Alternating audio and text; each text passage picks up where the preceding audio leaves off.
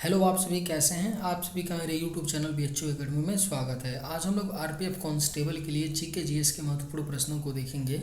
ये सारे प्रश्न होने वाले आगामी एग्जाम आरपीएफ कांस्टेबल के लिए बेहद ही महत्वपूर्ण होने वाले हैं। तो चलिए आइए एक एक करके शुरू करते हैं। राजस्थान का शिमला किसे कहते हैं? इसका राइट आंसर क्या होगा? तो राजस्थान का शिमला माउंट आबू को कहते हैं। राजस्थान का शिमला। भारत की सबसे लंबी स्थलीय सीमा किस देश से लगती है? इसका राइट आंसर क्या होगा? तो भारत की सबसे लंबी स्थलीय सीमा जो है बांग्लादेश के साथ लगती है। लंबाई कितना है? तो 4096 किलोमीटर टोटल लंबाई है जो बांग्लादेश भारत के साथ सीमा साझा करती है। और एक क्वेश्चन और पूछा जाता है कि कितने भारतीय राज्य हैं जो बांग्लादेश की सीमा से लगे हुए हैं। ठीक है, तो टोटल 5 राज्य हैं। और कौन कौन से वो राज्य हैं? तो आपके 5 राज्य ये हैं। असम है, पश्चिम बंगाल है, वेस्ट बंगाल है, त्रिपुरा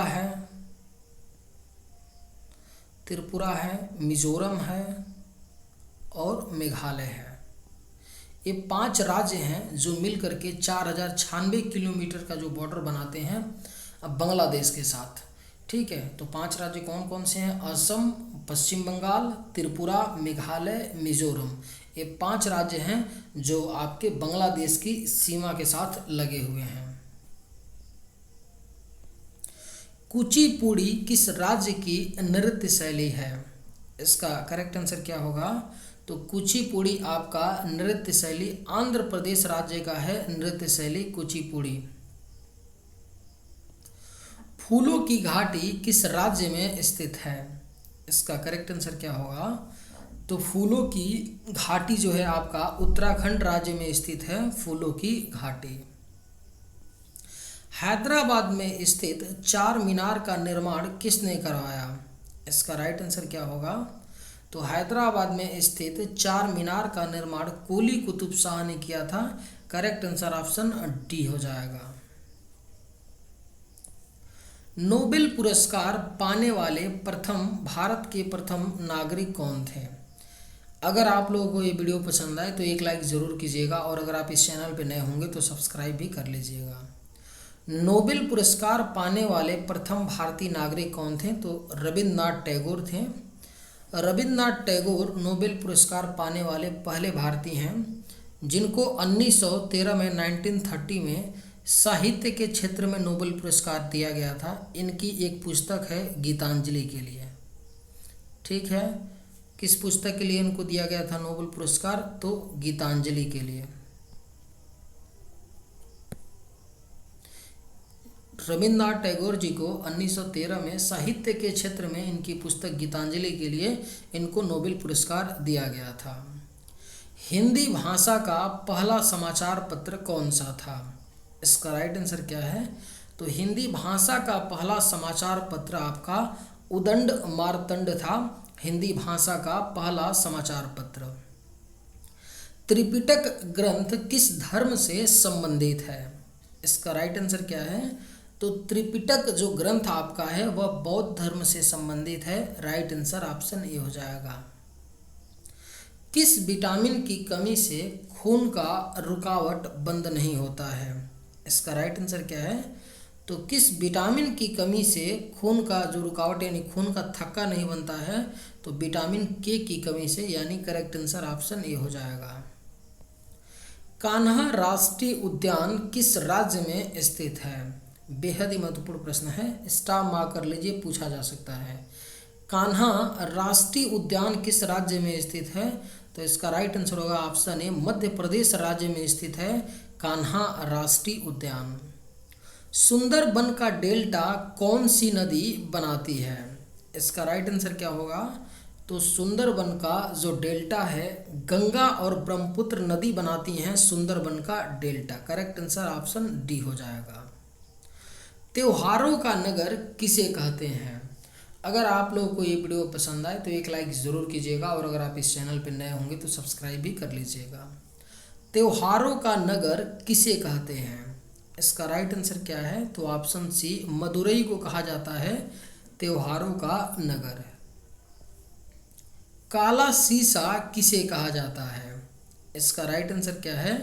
तो काला सीसा ग्रेफाइट को कहा जाता है। ग्रेफाइट को काला सीसा कहा जाता है। कागज का आविष्कार किस देश में हुआ था? इसका राइट आंसर क्या है? तो कागज का जो है आविष्कार चीन देश में हुआ था। कागज का आविष्कार, करेक्ट आंसर आपका ऑप्शन बी हो जाएगा। भिलाई इस्पात संयंत्र का निर्माण किस देश के सहयोग से किया गया था? ये भी प्रश्न कई बार पूछा गया है, इसलिए पुनः पूछा जा सकता है। इसे भी आप लोग स्टार मार्क कर लीजिए। भिलाई इस्पात संयंत्र का निर्माण जो है किस देश के सहयोग से किया गया था? तो करेक्ट आंसर ऑप्शन डी हो जाएगा। सोवियत रूस के सहयोग से भिलाई इस्पात संयंत्र का निर्माण किया गया था। हरियाणा हरिकेन उपनाम से किसे जाना जाता है? इसका राइट आंसर क्या है? तो हरियाणा हरिकेन उपनाम से कपिल देव को जाना जाता है। हरियाणा हरिकेन के उपनाम से।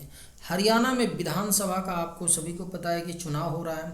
कल ही वोटिंग हुआ था और ये क्वेश्चन आप लोग को पूछा जाता है कई दफ़ा। जो भी रिसेंट में जिस भी राज्य में आपके क्या होते हैं, चुनाव होते हैं, जैसे जम्मू कश्मीर में होने वाला है, आपका हो गया है, और फिर अभी हरियाणा में कल वोटिंग हुआ, महाराष्ट्र में होने वाला है चुनाव, झारखंड में होने वाला है। तो ये क्वेश्चन पूछा जाता है विधानसभा की कुल कितनी सीटें हैं? तो ये याद रखिएगा, हरियाणा में जो टोटल विधानसभा की सीटें हैं 90 हैं। ठीक है, पूछा जा सकता है आपका कोई भी आगामी एग्जाम होगा, जैसे आरपीएफ में भी पूछा जा सकता है। धन विधेयक भारत के संविधान के किस अनुच्छेद में परिभाषित किया गया है? इसका करेक्ट आंसर क्या है? तो धन विधेयक को भारत के संविधान के अनुच्छेद 110 में परिभाषित किया गया है। करेक्ट आंसर ऑप्शन बी हो जाएगा।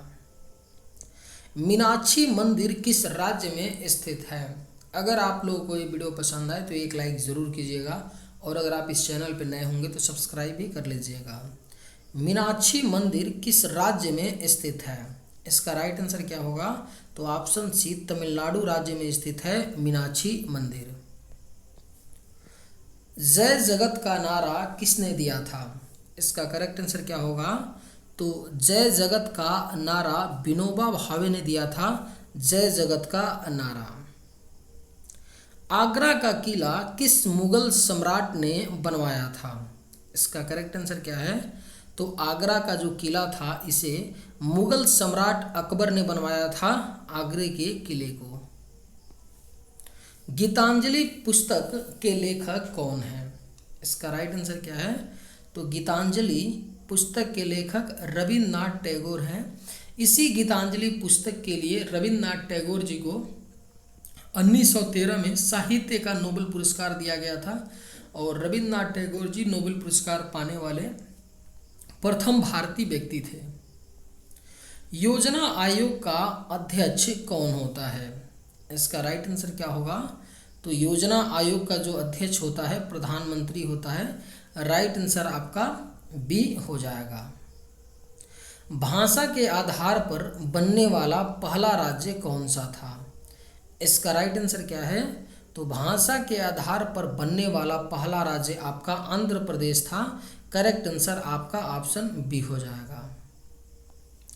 भारत का राष्ट्रपति बनने के लिए कितनी आयु होनी चाहिए? कॉमन प्रश्न है लेकिन पता होना चाहिए। 30 और 35 साल में कन्फ्यूजन नहीं है, होना चाहिए। भारत का राष्ट्रपति बनने के लिए जो मिनिमम आयु होनी चाहिए 35 वर्ष होनी चाहिए। करेक्ट आंसर आपका ऑप्शन सी हो जाएगा। भारत की पहली महिला शासिका कौन थी? इसका राइट आंसर क्या होगा?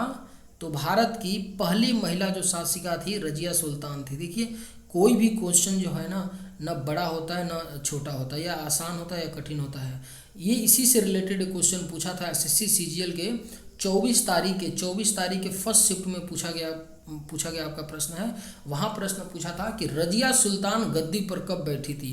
तो आप सभी को पता होगा कि रजिया सुल्तान का जो शासन काल है 1236 से 1240 तक उसने शासन किया था, और पूछा गया था किस सन में गद्दी पर बैठी थी। तो राइट आंसर आपका हो गया था 1236 हो गया था। ठीक है, तो इसलिए जो भी छोटा सवाल है उससे रिलेटेड जितने पॉइंट हैं आपको सारे प्रश्नों को याद होना चाहिए, क्योंकि मैं बता रहा हूँ जीएस ऐसा सेक्शन होता है कि आप पूरा में पूरा कभी करके आ नहीं पाएंगे, ठीक है।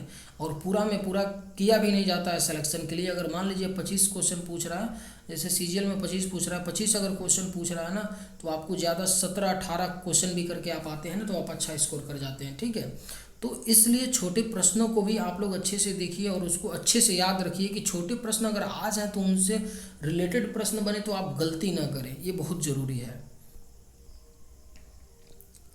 पीलिया शरीर के किस अंग को प्रभावित करता है?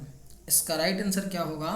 तो पीलिया, जिसको इंग्लिश में जॉन्डिस बोलते हैं, यह लीवर अंग को प्रभावित करता है। यानी पीलिया जब होता है तो शरीर के लीवर अंग को प्रभावित करता है। अर्जुन पुरस्कार किस वर्ष से शुरू हुआ था? इसका राइट आंसर क्या होगा? तो अर्जुन पुरस्कार जो है 1961 में यानी 1961 में शुरू किया गया था अर्जुन पुरस्कार देने। किसके शासनकाल में मोरक्को का यात्री इब्न बतूता भारत आया था? इसका राइट आंसर क्या होगा? तो मोरक्को का यात्री जो इब्न बतूता था भारत आया था किसके शासनकाल में? तो मोहम्मद बिन तुगलक के शासनकाल में आया था।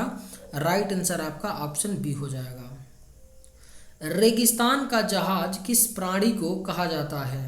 इसका राइट आंसर क्या है? तो रेगिस्तान का जहाज जो है ऊंट को कहा जाता है। करेक्ट आंसर ऑप्शन ए हो जाएगा।